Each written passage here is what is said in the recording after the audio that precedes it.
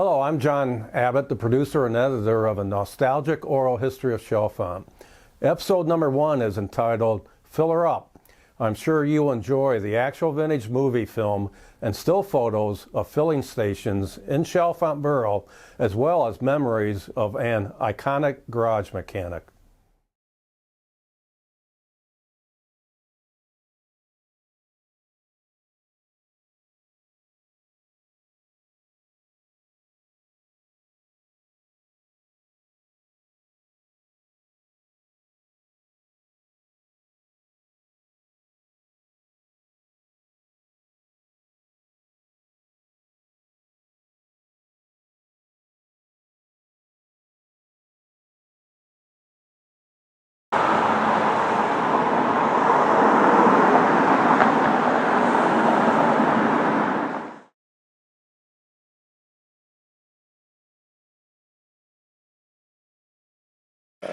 My dad bought this property from the Bauman family at auction in the year of 1959.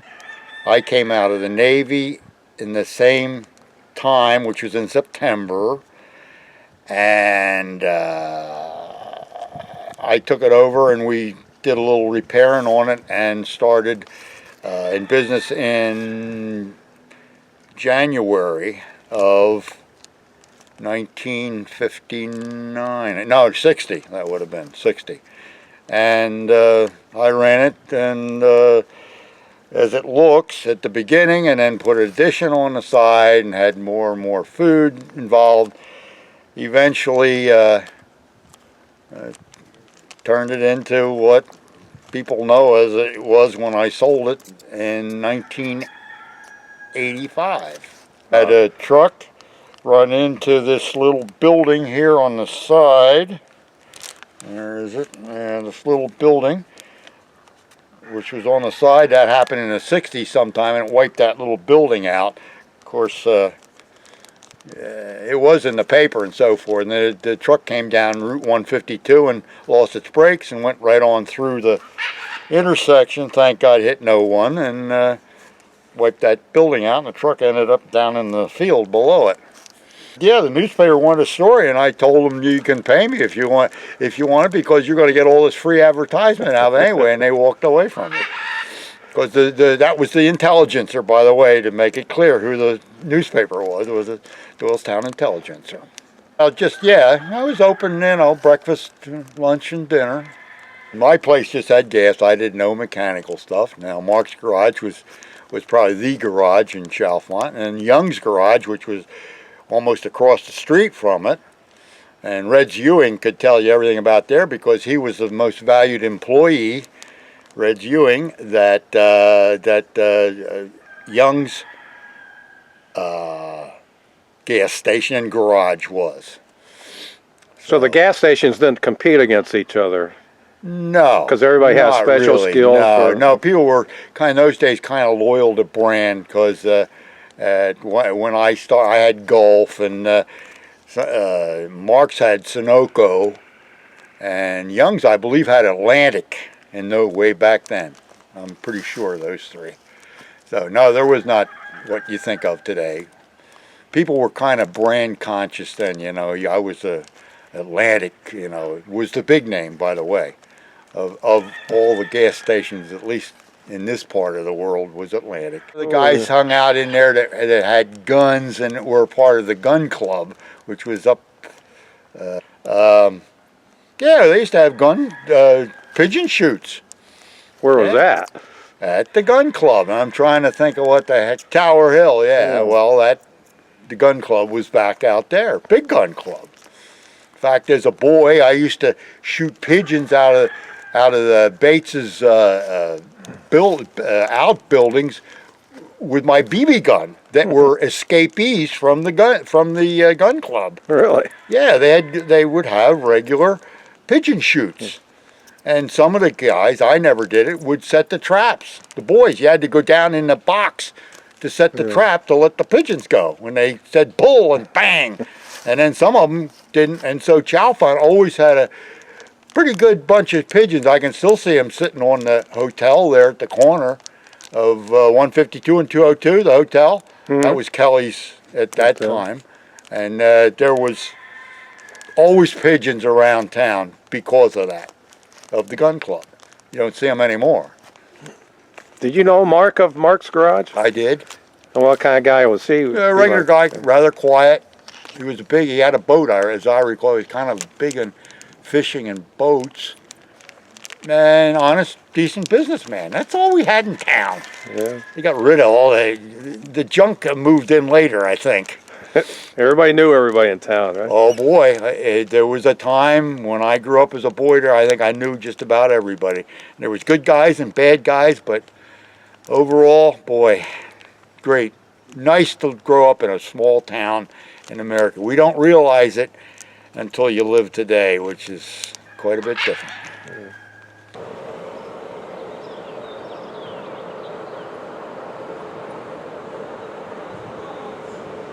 Mark and Blanche and the kids, 4 daughters, lived above the garage. And of course their floor was the ceiling of the garage down below. And down below they have a chain hoist for the engine, for the mechanics to lift the engines out, put it back in. To be used during the day. Now Mark worked 7 in the morning till 6 at night. So imagine how tired he is by the time he gets to bed. So in '66, I had a brand new '66 Mustang that I bought with money working at the Inquiries. I'm working down there getting union wages as a kid. And had it in '66, and by '67 it wasn't fast enough. I had to have something better. So I bought a race engine from somebody and a 4-speed transmission to replace the 3-speed. I take it to Mark's one evening after he gets done work. He closes. I'm there about 7 o'clock. I struggle with this all night long. I can't get the transmission to get into this engine. And about 1:30, 2 o'clock in the morning, I'm jacking this engine in and out. And I'm not jacking it smoothly, not thinking about anybody above me. I'm jacking, boom, boom, boom, boom. Well, the whole floor is shaking, ceiling shaking, which I don't pay attention to. Well, here comes Mark down in his bathrobe. Martin, what are you doing? He said, I woke up my wife. All the china's falling off our shelves. The whole thing's shaking upstairs. So I can't get this transmission in. Mark never got mad. He pulls a creeper in his bathrobe. He's down on the ground, crawls a greasy floor, crawls underneath the car. Says, did you put a pilot shaft in first? What's that? Gets back up. Gets the pilot shaft, which is the nose of a transmission, which they cut off the shaft to use it to locate in the back of the flywheel bushing, and then you put the clutch on instead of the clutch. That way, when you put the transmission in, you knew it was lined up. Well, I hadn't done that, so he does that, sends an hour to help me, puts the transmission, goes back to bed. Never got mad, real gentleman.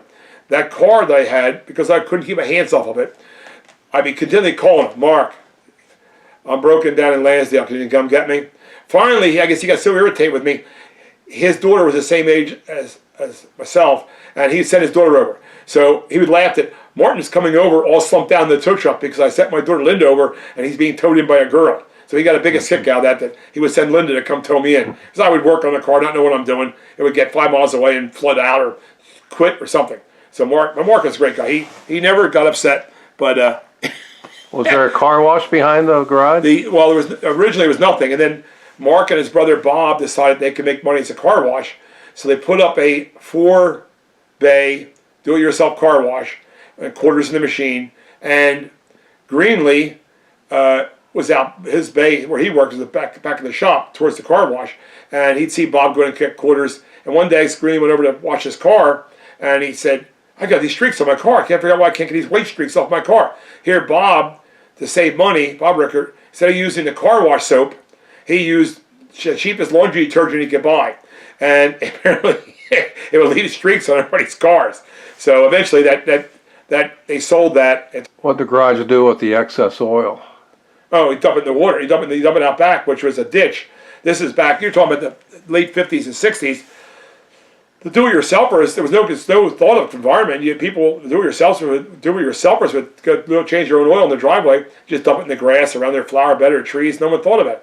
And of course, the garage, they would dump it out back on the ground. And no one thought of that environment until maybe the late 60s or 70s.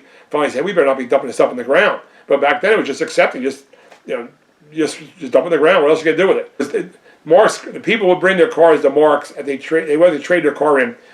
At the dealership, and they used their cars, either farmers, and these cars were junk. By the time they traded them in, the dealers didn't want them, so they would just leave them at Mark's, and Mark would use them for parts.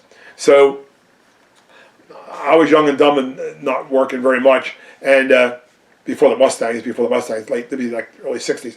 And I, mid 60s, and I need tires. So there was a car out there, was a Mercury Cougar, and sat there for a year.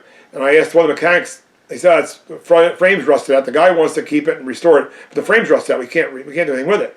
So it had 4 new tires on it, 4 decent tires. So I took them, put them in my car.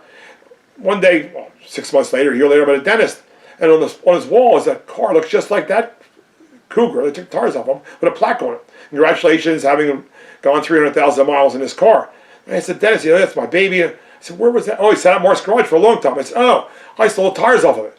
He got so irate, he told me to leave. Get out of my office. That was my car. You stripped it. No, the tires, it was junk. It wasn't junk. It was my business. I insulting his wife. Oh my God. Threw me out. And his attitude was so out of bounds for a customer.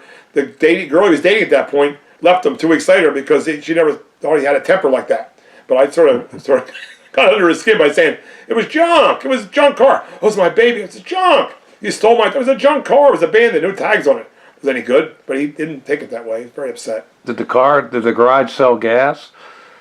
The garage, well, Mark sold gas originally at Sunoco, and the advantage of that was people used their Sunoco credit card for the repairs.